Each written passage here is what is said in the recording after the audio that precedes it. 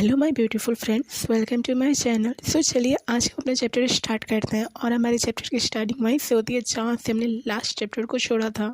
और फिर हमें नोआ को दिखाया जाता है जो उस रिपोर्ट को देख रहा होता है और वो सोचता है मुझे इस रिपोर्ट को देख के खुश होना चाहिए, बट मैं नहीं हूँ। मुझे इस रिपोर्ट पे काफ़ी सारे डाउट हो रहे हैं।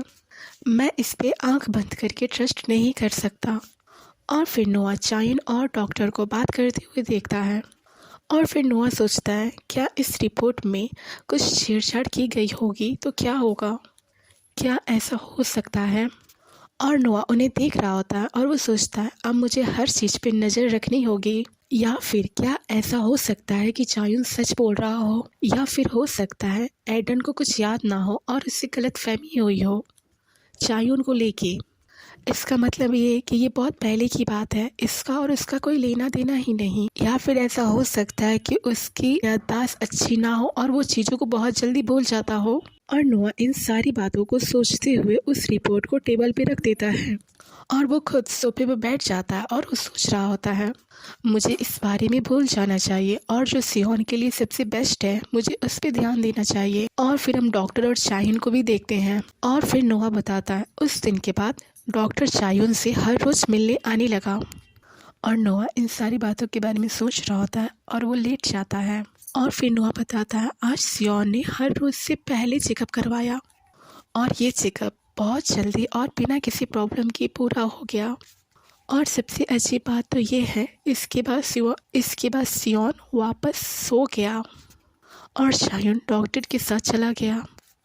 और फिर नोआ सोच रहा होता है मैं इस चीज़ का दावा नहीं कर सकता कि मैं चायुन को अच्छी तरीके से जानता हूँ, बट वो किसी भी बच्चे को किसी भी तरीके से नुकसान पहुँचाने वाला काम नहीं करेगा। और सियोन को हाल ही में कोई भी बड़ी प्रॉब्लम्स नहीं आई हैं। इसका मतलब ये है कि ये ट्रीटमेंट उस पर काम कर रहा है। मुझे बस वही चीज़ें देखना चाहिए जिस पे मुझे भरोसा हो। और वो लेट के ये सारी बातें सोच रहा होता है और अपने ही ख्यालों में खोया होता है। और फिर इसके फ़ोन पे रिंग होता है और नोआ अपना फ़ोन उठा के देखता है और वो सोचता है ये कौन हो सकता है, इस नंबर को तो ज़्यादा लोग नहीं जानते। और फिर अपना फ़ोन देखता है और वो देखता है कि वो चायुन की सिस्टर होती है।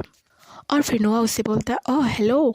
और फिर हम चायुन की सिस्टर को देखते हैं। फिर चायुन की सिस्टर बोलती है यंजू मुझे उम्मीद है कि मैंने तुम्हें गलत टाइम पे कॉल नहीं किया। फिर नोआ चायुन की सिस्टर को रिप्लाई करता है नहीं बिल्कुल नहीं, एक्चुअली मैं थोड़ा सा बोर हो गया था क्योंकि आज मेरे पास करने के लिए कुछ खास नहीं है।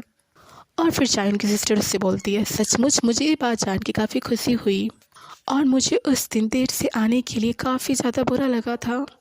और क्या चायुन उस दिन आपको सही सलामत घर पहुंचा पाया? और क्या आप इस बात पे ट्रस्ट कर सकते हो कि उसने मुझे कभी भी लिफ्ट नहीं दिया? और मुझे इस बात पे ट्रस्ट है कि आप उससे बहुत पसंद होंगे। और नोआ स्माइल करते हुए बोलता और फिर नोआ बोलता है मुझे लगता है कि उस दिन उसके पास थोड़ा एक्स्ट्रा टाइम था इसलिए। और फिर उसकी सिस्टर बोलती है अरे नहीं, अगर उसके पास थोड़ा भी टाइम होता तो उससे वो रिलैक्स करने में बिताता ना। उस जैसा पर्सन किसी को भी लेने जाने के लिए इतना ज़्यादा मेहनत नहीं करेगा। और नोआ ये बात सुन के बोलता है क्या सच में? और फिर नोआ सोच रहा होता है क्या वो सिर्फ इसलिए एक गुड पर्सन बनने की कोशिश कर रहा है क्योंकि हमारी मैरिड लाइफ में कोई भी प्रॉब्लम ना आ सके।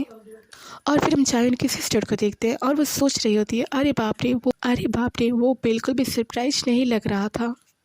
और फिर चायुन की सिस्टर बोलती है यंजू मुझे उम्मीद है कि तुम ये नहीं सोचोगे कि मैं उसकी सिस्टर होने के नाते मैं उसके लिए बहाने बना रही हूँ, बट आपको याद है कि मैंने बताया था कि चायुन हमारे फादर के साथ ही रहा है और उन्होंने ही उसकी देखभाल की है। और नोआ ये बात सुन के थोड़ा सरप्राइज होकर बोलता है क्या? और फिर उसकी सिस्टर बोलती है आपको पता है कि लगभग उससे सभी ने दूरी बना ली थी और आपसे मुझे इस बारे में और भी कुछ बताना है। और फिर हमें फ्लैशबैक दिखाया जाता है और हम एक लेडी को देखते हैं जो बोलती है चायोन क्या तुम्हें भी लगता है कि मैं कोई मॉन्स्टर हूँ? और फिर वो लेडी चायोन के शर्ट को पकड़ के बोलती है चायोन तुम किस बारे में बात कर रहे हो? बेफिजूल की बातें मत करो। एक्चुअली ये चायुन की सिस्टर ही है और पास्ट में क्या हुआ रहता है चायुन के साथ ये नोआ को बता रही होती है। चायुन किस तरह चेंज हो चुका रहता है और उससे किसी से भी कोई लेना देना नहीं होता। और फिर चायुन की सिस्टर चायुन से बोलती है क्या पापा ने तुमसे कुछ कहा? और चायुन बिना कुछ बोले बस उसे स्टेयर कर रहा होता है।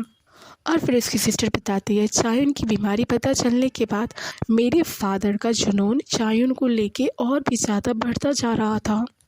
और फिर हम एक रिपोर्ट को देखते हैं और कोई बोलता है मैं जानता था, अगर मुझे कुछ और डाउट होता तो मैं तुम्हें यहाँ नहीं लाता। और फिर हम चायुन को देखते हैं और उसके बीच में कोई बेट करता है और फिर चायुन उस पर्सन को देखता है। और ये फर्स्ट टाइम था जब फादर ने चायुन की तारीफ़ की थी और उसने मुझसे बताया था कि उस टाइम उसे ऐसा फील हुआ जैसे कि वो शतरंज का बस एक मोहरा हो।